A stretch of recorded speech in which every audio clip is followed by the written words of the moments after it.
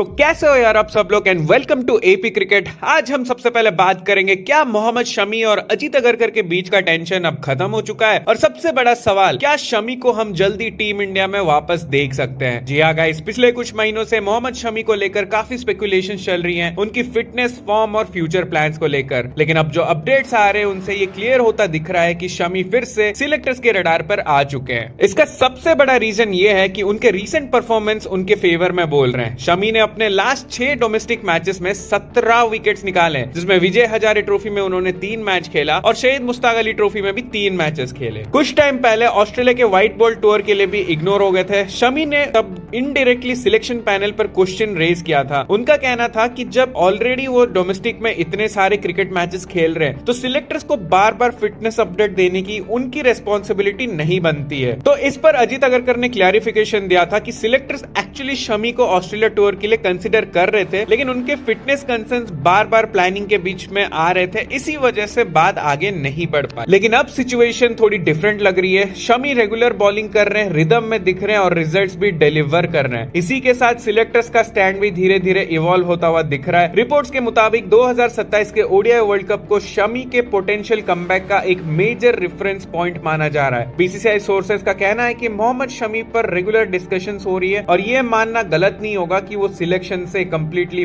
बाहर नहीं हुए हैं। लेकिन अभी एक ही कंसर्न है, उनका फिटनेस, क्योंकि उनके कैलिबर का बॉलर जब भी फुली फिट होता है विकेट्स लेना वो जानते हैं। सोर्सेज ने ये भी कह के रखे हैं कि न्यूजीलैंड के खिलाफ होने वाले ओडीआई सीरीज के लिए शमी एक स्ट्रॉन्ग ऑप्शन दिख रहे हैं। उनका एक्सपीरियंस और विकेट टेकिंग एबिलिटी देखते हुए उनका अगर नाम स्क्वाड में आ जाए तो सरप्राइज किसी को भी नहीं होना चाहिए। अब देखना इंटरेस्टिंग होगा कि क्या सिलेक्टर्स वाकई में मोहम्मद शमी को टीम इंडिया में पिक करते हैं या नहीं। कमेंट करके बताना। तो चलिए आगे बढ़ते हैं और बात करेंगे क्रिकेट के एक बहुत ही अनबिलीवेबल रिकॉर्ड के बारे में। जी हाँ गाइस, बात हो रही है यहाँ पे विजय हजारे ट्रॉफी, जहाँ पे बड़ौदा और विदर्भा का मैच चल रहा था। बड़ौदा की तरफ से हार्दिक पांड्या बैटिंग करने आए जब स्कोर 71 for 5 हो गया था। अपने भाई कृणाल पांड्या के साथ मिलकर अच्छा खासा पार्टनरशिप इन्होंने बनाया था। 62 बॉल्स में 66 रन बनाए थे, लेकिन 38 ओवर पे आते हैं बॉलिंग करने रेखाड़े, और इनके इस ओवर में हार्दिक पांड्या ने 5 लगातार छक्के लगाए, फिर एक आखिरी बॉल पे चौका भी लगाया। पूरे ओवर में हार्दिक पांड्या ने 34 रन बना दिए थे। तो हार्दिक पांड्या का स्कोर जहां पे 62 बॉल्स में 66 था, वही हार्दिक पांड्या का स्कोर 68 बॉल्स पे सेंचुरी कंप्लीट हो जाता है। पूरे मैच में हार्दिक पांड्या ने 133 रन बनाए थे पूरे 92 बॉल्स में, और इसी के बदले बड़ौदा ने 294 का टारगेट सेट करने में कामयाब हुई थी। तो चलिए बात करते हैं अगले अपडेट के बारे में, जिसमें फाइनली मुस्तफिजुर रहमान कंट्रोवर्सी पर बीसीसीआई ने अपना स्टैंड क्लियर कर दिया है। पिछले कुछ टाइम से ये सवाल बार बार उठ रहा था कि क्या मुस्तफिजुर रहमान आईपीएल 2026 में खेल पाएंगे या नहीं। शुरुआत में बीसीसीआई ने बांग्लादेश प्लेयर्स के पार्टिसिपेशन पर कोई डायरेक्ट कमेंट नहीं किया था और कोई ऑफिशियल क्लैरिफिकेशन भी सामने नहीं आया था। लेकिन जब से केकेआर ने मुस्तफिजुर रहमान को 9.2 करोड़ में साइन किया था, तब से इस डिसीजन पर डिबेट लगातार चल रही थी। ये कंट्रोवर्सी और ज्यादा हाईलाइट हुई जब बांग्लादेश में रिलीजियस माइनॉरिटीज के खिलाफ वायलेंट इंसिडेंट्स की रिपोर्ट सामने आई। उसके बाद सोशल मीडिया और पब्लिक फॉर्म्स पर काफी लोगों ने डिमांड उठाया कि बांग्लादेश के प्लेयर्स को आईपीएल में अलाउ किया ही नहीं जाना चाहिए। अब इस पूरे इशू पर एक बड़ा अपडेट निकल के आया है। रिपोर्ट्स के मुताबिक बीसीसीआई सेक्रेटरी देवजीत साकिया ने रीसेंट डेवलपमेंट्स को देखते हुए केकेआर को इंस्ट्रक्शन दी है कि वो अपने स्क्वाड से मुस्तफिजुर रहमान को रिलीज करे। साथ ही बीसीसीआई ने यह भी क्लियर किया है कि अगर केकेआर किसी रिप्लेसमेंट प्लेयर की डिमांड करती है तो बोर्ड उस रिप्लेसमेंट को अप्रूव करने के लिए रेडी है। इसका मतलब यह है कि अब करंट सिचुएशन में मुस्तफिजुर रहमान को आईपीएल 2026 में खेलते हुए देखना पॉसिबल नहीं लग रहा है। अब देखना इंटरेस्टिंग होगा कि केकेआर इस स्पॉट के लिए कौन सा रिप्लेसमेंट चूज करती है और आगे आईपीएल में फॉरेन प्लेयर्स के पार्टिसिपेशन पर बीसीसीआई का क्या अप्रोच रहता है। तो कमेंट्स में मुझे बताना ये डिसीजन सही था या गलत। तो चलिए आगे बढ़ते हैं और बात करते हैं क्या बीसीसीआई ने श्रीलंका के चैरिटी मैचेस के प्रपोजल को मना कर दिया है। इस पर अब क्लियर अपडेट सामने आ चुका है। जी हाँ गाइस, इंडिया का श्रीलंका टूर अगस्त में प्लान के मुताबिक ही होगा, जिसमें 2 टेस्ट मैचेस और 2 T20I मैचेस शामिल होंगे। लेकिन दिसंबर में होने वाले थे T20 चैरिटी मैचेस, जिसका प्रपोजल बीसीसीआई ने अप्रूव नहीं किया है। इस बात का कंफर्मेशन श्रीलंका क्रिकेट बोर्ड के चेयरमैन शमी शिल्वा ने रिपोर्ट से बात करते हुए दी थी।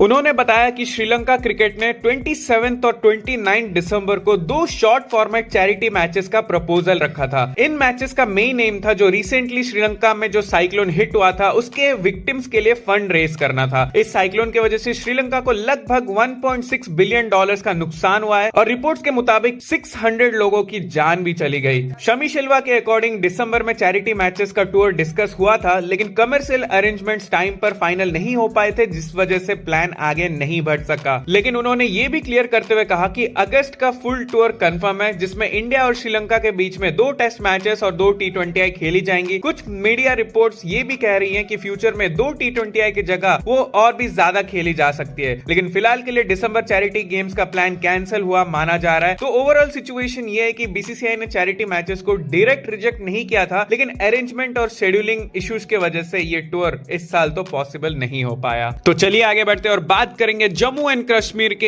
एक लोकल डोमेस्टिक क्रिकेट मैच के दौरान एक इंसिडेंट हुआ, जिसकी वजह से एक बहुत बड़ा कंट्रोवर्सी क्रिएट हो गया। जी हाँ गाइस, इस मैच में इन्वॉल्व प्लेयर फुकरान भट्ट JK11 की टीम की तरफ से जम्मू ट्रेल ब्लेजर्स के खिलाफ खेल रहे थे। मैच के दौरान जब फुकरान भट्ट बैटिंग करना है तो उन्होंने अपने हेलमेट पर पैलेस्टाइन फ्लैग का सिंबल डिस्प्ले किया था, जिस पर तुरंत अथॉरिटीज का ध्यान गया। इंसिडेंट के बाद जम्मू रूरल पुलिस ने फुकरान भट्ट को क्वेश्चनिंग के लिए समन किया था, ताकि इस एक्ट का इंटेंट और कॉन्टेक्स्ट को समझा जा सके। सिर्फ प्लेयर ही नहीं, लीग ऑर्गेनाइजर जाहिद भट्ट और मैच के लिए ग्राउंड प्रोवाइड करने वाले इंडिविजुअल को भी इंक्वायरी के पार्ट के तौर पर बुलाया गया था। ऑफिशियल्स ने यह क्लियर किया है कि मैटर अभी इन्वेस्टिगेशन में और आगे की एक्शंस फाइंडिंग्स पर डिपेंड करेगी। लेकिन इस पूरे केस पर Jammu and Kashmir cricket association के मेंबर एडमिनिस्ट्रेशन अनिल गुप्ता ने कहा, ये लीग JKCA से रिकॉग्नाइज नहीं है और जो प्लेयर इन्वॉल्व है वो JKCA या उसकी किसी एफिलिएटेड बॉडी के साथ रजिस्टर्ड नहीं था। इसका मतलब ये हुआ कि ये match official state cricket structure का पार्ट ही नहीं था।